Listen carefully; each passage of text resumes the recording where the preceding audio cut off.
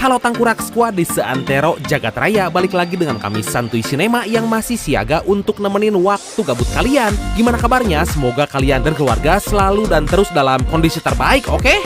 Amin. Sekelompok pegawai apartemen mewah yang sakit hati berniat mengambil hak mereka dengan cara melakukan aksi perampokan. Tapi tentu aja semua itu nggak berjalan dengan mudah karena harus berhadapan dengan FBI dan perlu keahlian khusus dalam misi ini. Gimana keseruannya? So, biar semangat, mari kita ucapkan sama-sama secara serentak, oke? 1, and 2, and 3, apa? Gaskeun, mantap! Dan tanpa banyak cekah pematuk, don't go anywhere. Seperti biasa, jangan lupa ibadah sebelum nonton. Dan mari kita simak alur cerita dari film Tower Heist.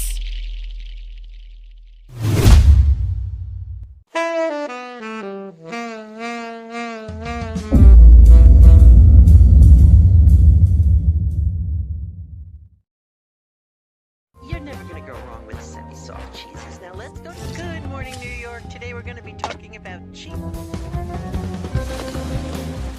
Film dibuka di mana seorang pria bernama Josh menjalani keseharian dengan bekerja di sebuah apartemen mewah milik bosnya yang bernama Arthur Shaw. Dia termasuk orang yang loyal terhadap pekerjaannya sebagai manajer dan selalu datang tepat waktu dalam menyelesaikan pekerjaannya.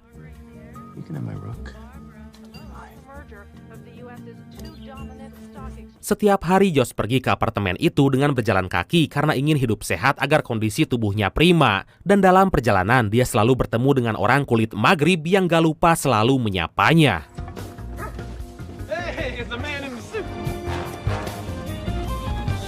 Diketahui apartemen itu bernama The Tower dan semua orang yang bekerja di sana sangat loyal, termasuk satpam penjaga pintu depan bernama Lester. Mereka udah seperti kerabat pada umumnya karena terlalu sering bertemu setiap hari.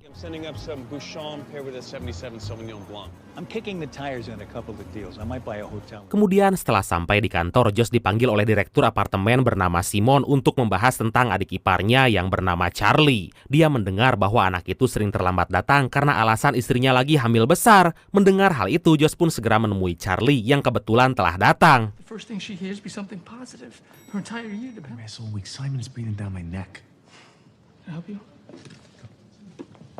Setelah menceramahi adik iparnya, Simon memperkenalkan pegawai baru yang akan diposisikan menjadi operator lift bernama Enrique. Dia berasal dari suku Indian dan karakternya cenderung baceoh alias banyak cekah pamatuk. Ya, kayak saya inilah. We don't. We never take tips at the tower. You've heard that one before. Have a great day at school. Morning, Judge Ramos. How'd you do? Pekerjaan Josh sebagai manajer tidaklah mudah karena dia harus cepat tanggap dalam menghadapi suatu masalah seperti salah satu pemilik apartemen bernama Fitzhugh. Dia terlilit hutang hingga membuat dirinya harus meninggalkan The Tower dengan segera. Kemudian atas hal itu, Josh segera menemuinya untuk mencarikan solusi. It's illegal for you to be here. You're committing a crime. Can't wait for the reunion. Hello, nice to see you. Josh menyarankan Fitzhugh segera pergi dari apartemen karena besok pihak bank akan datang untuk menagih dan untuk sementara waktu dia bisa tinggal di sebuah lift rusak bersama anak-anaknya agar Fitzhugh punya waktu mencari tempat tinggal baru. But you know, we might be doing some elevator maintenance tomorrow. But they have smart friends and those friends are catching on. Kemudian setelah menemuinya, Josh pulang bersama Lester sambil bersenda gurau mengenang persahabatan yang telah mereka jalin. Tapi Lester memberitahu bahwa dalam beberapa bulan ke depan dia akan pensiun dari pekerjaannya sebagai seorang satpam. What? In a few months I'm headed to San Diego. Singkat cerita, keesokan paginya Josh menemukan aktivitas mencurigakan, yaitu ada mobil hitam di depan apartemen telah terparkir selama 2 hari. Dia pun menyuruh Lester untuk menutup pintu dan memberi kode merah pada semua karyawan tanda kondisi darurat. This is a robbery. It's a kidnapping. Lock it down. Code black on all doors and elevators. Dan benar aja, saat melihat kamera pengawas, Josh melihat bosnya diculik menggunakan mobil van warna putih yang telah terparkir di basement gedung. Dari sana dia pun segera mengejar untuk menyelamatkan bosnya dari penculikan.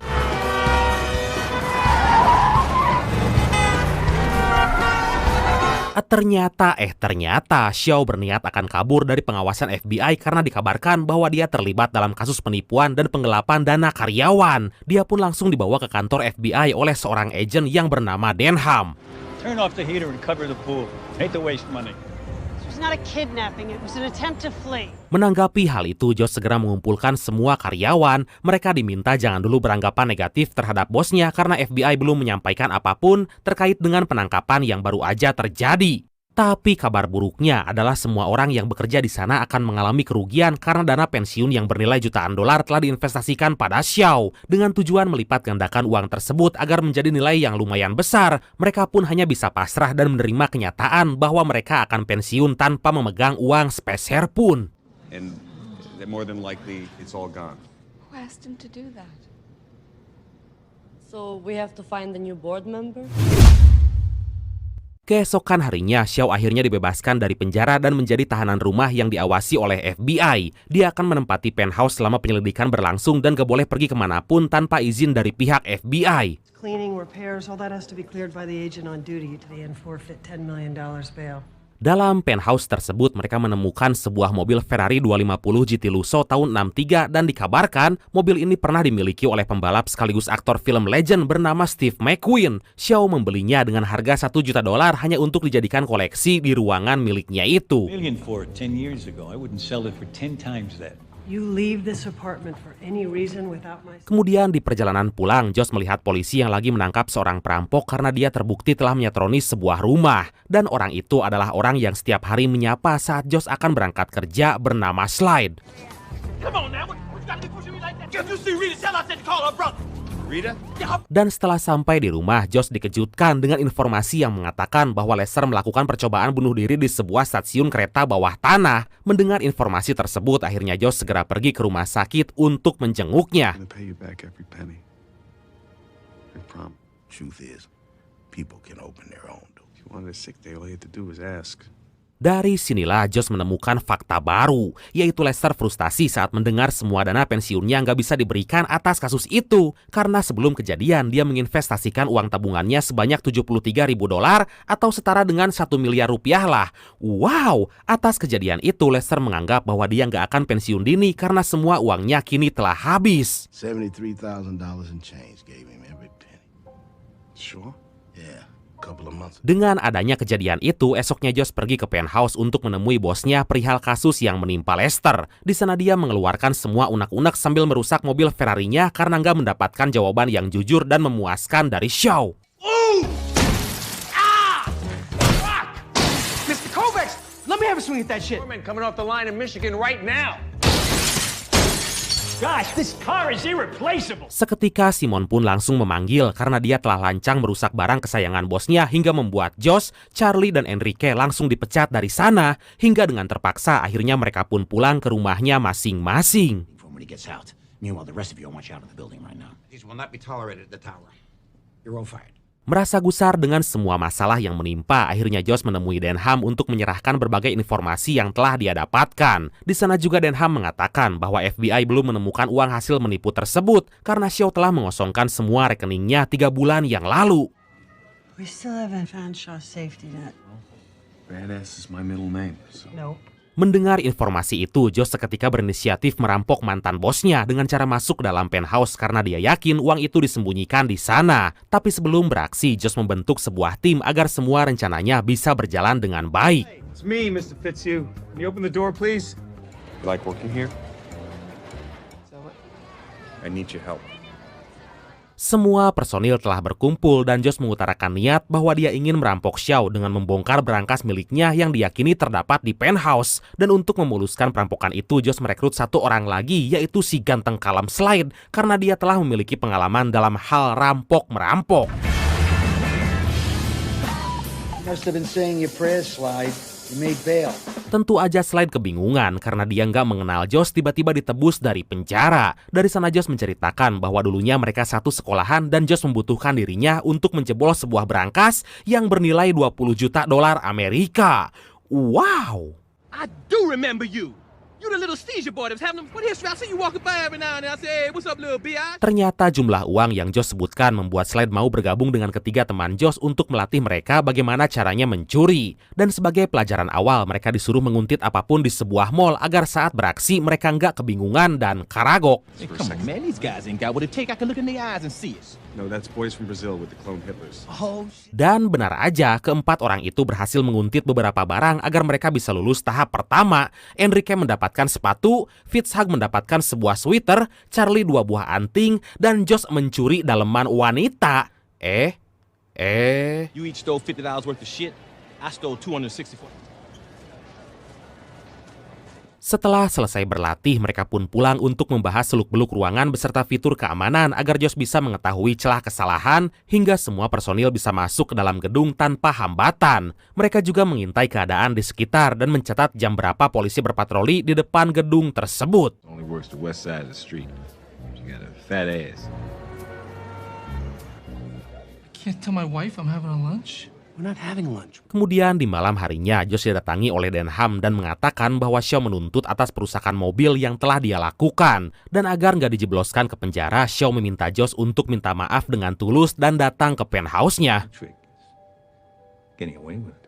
Hey, Mr. Shaw, someday I'm gonna find a way to make things right. Akhirnya Josh mau meminta maaf dan kemudian pulang bersama Denham menggunakan mobilnya. Dari sana dia sangat berterima kasih dan mengajak makan malam di malam minggu karena telah bersikap baik selama ini. Tentu aja Denham pun setuju dengan catatan jangan membocorkan rahasia ini kepada siapapun. I'll see you Saturday night. Masalah kembali datang saat Slade melihat contoh berangkas yang akan dirampok ternyata dilengkapi dengan fitur yang sangat canggih. Dia nggak sanggup membuka berangkas itu karena belum mencobanya satu kali pun. Hingga Josh berinisiatif menyuruh si cantik Odessa karena diketahui bahwa ayahnya adalah spesialis kunci di Jamaika.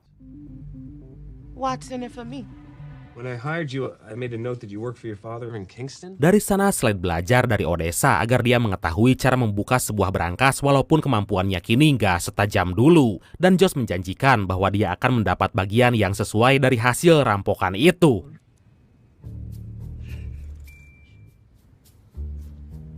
You married?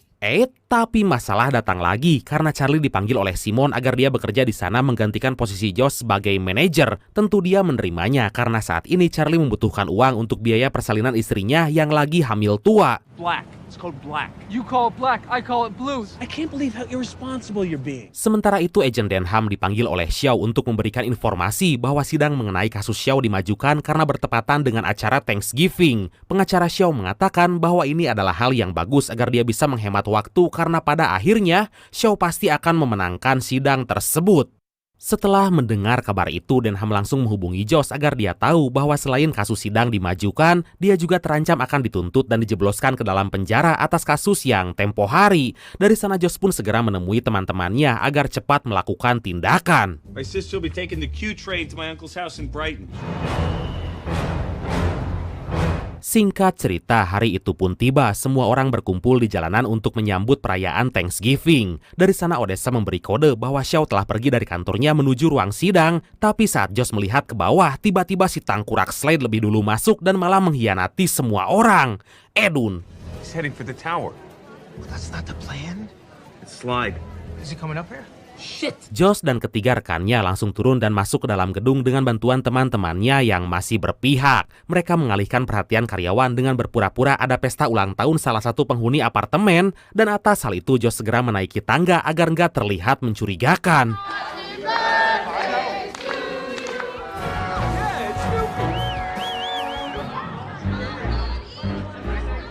Sementara itu Slade berhasil mengelabui Simon dengan mengatakan bahwa dia adalah perwakilan dari bank yang akan membeli apartemen yang lagi diperbaiki. Tapi saat Simon masuk ke dalam lemari, tiba-tiba Slade menguncinya dari luar agar dia bisa segera pergi ke penthouse. Oh, and what beautiful doors. Are these doors made of mahogany?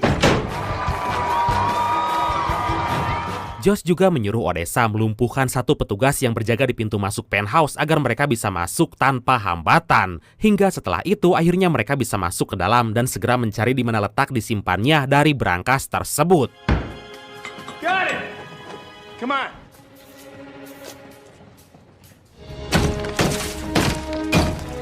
Tapi ternyata saat mereka menemukan berangkas secara tiba-tiba Slade datang dan menodongkan senjata api ke arah Josh. Untungnya di saat itu pula Odessa yang mengetahui hal tersebut mengancam Slade akan menembaknya karena dia juga membawa pistol.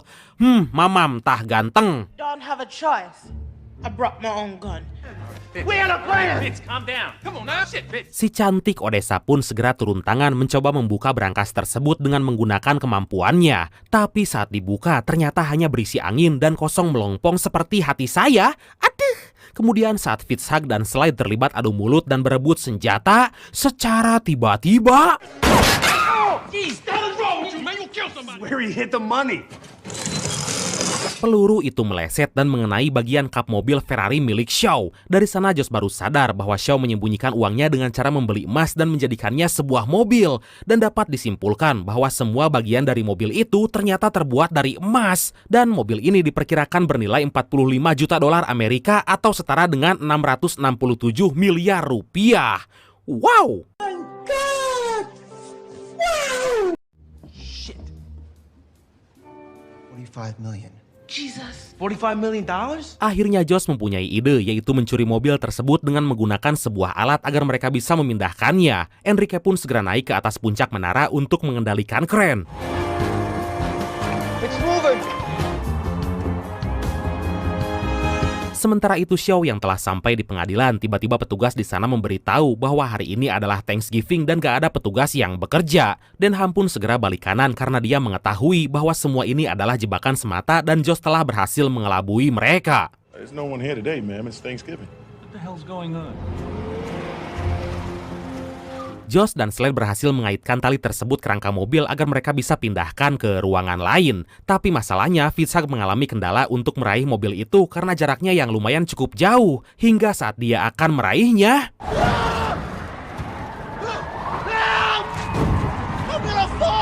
Untungnya dia berhasil menggapai bumper mobil walaupun menggelantung cukup lama. Kemudian di saat terdesak datanglah Charlie yang membantu dan segera menyelamatkan Fitzhugh dari kematian.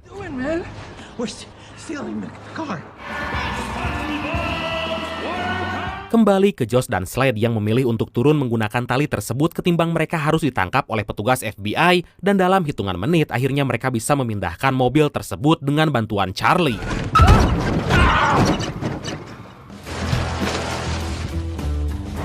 Setelah berhasil menurunkan mobil, Josh berencana menurunkan mobil tersebut ke dalam lift walaupun ya agak nggak mungkin karena ukurannya kan nggak sebanding gitu. Tapi saat dia lagi mencari kunci mobil, tiba-tiba Josh menemukan sebuah catatan kejahatan mantan bosnya yang tersimpan dalam manual book.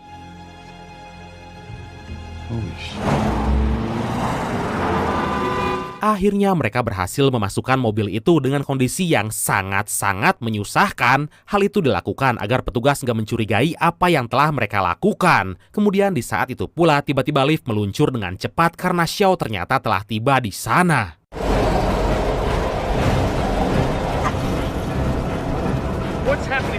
Dengan terpaksa, akhirnya mereka kembali ke atas dengan perasaan was-was karena di bawah kaki mereka tentunya ada petugas FBI bersama si tangkurak Shaw. Hingga di saat terdesak, akhirnya Josh menyuruh Lester mengalihkan semua perhatian petugas dengan menggunakan mobil van warna putih.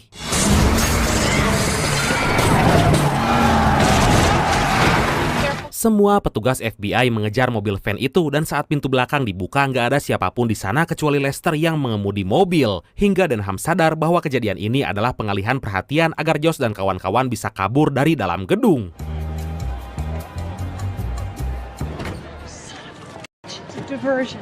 Tanpa banyak cekah pamatuk, akhirnya mereka semua yang terlibat dalam perampokan itu ditangkap dan dibawa ke FBI untuk diadili, termasuk Shaw yang kembali ditahan atas bukti kepemilikan berangkas yang gak dilaporkan pada FBI. A hidden safe was never mentioned in the inventory of your... This building, and I promise you won't get off so easy. Dalam mobil FBI tersebut, Shaw berjanji akan menghubungi rekannya di pengadilan agar Josh dan kawan-kawannya bisa mendekap di penjara selama-lamanya. Tapi saat itu juga Josh mengeluarkan jurus terakhir, yaitu memberikan buku transaksi kejahatannya pada FBI. Sontak Xiao melakukan negosiasi yang menggiurkan, yaitu memberikan uang yang cukup besar untuk kelima tersangka agar dia nggak membocorkan rahasia itu. Tapi Josh bersikeras bahwa dia akan tetap pada pendirian untuk memperjuangkan uang pensiun para karyawan yang telah Xiao curi.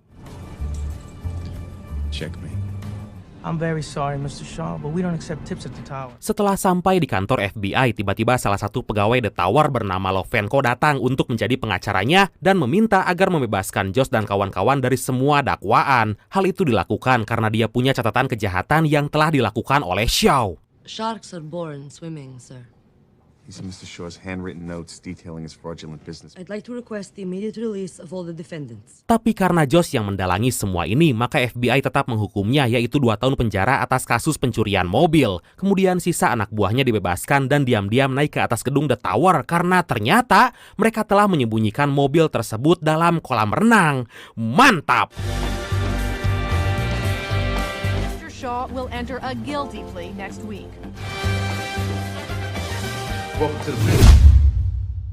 Dan akhirnya Lester bisa mendapatkan kembali uang pensiunannya dengan setir emas yang dia miliki sekarang. Begitupun para karyawan lain yang juga mendapatkan part mobil yang terbuat dari emas murni. Tapi saat dia akan mencairkan emas itu, secara mengejutkan, tamat.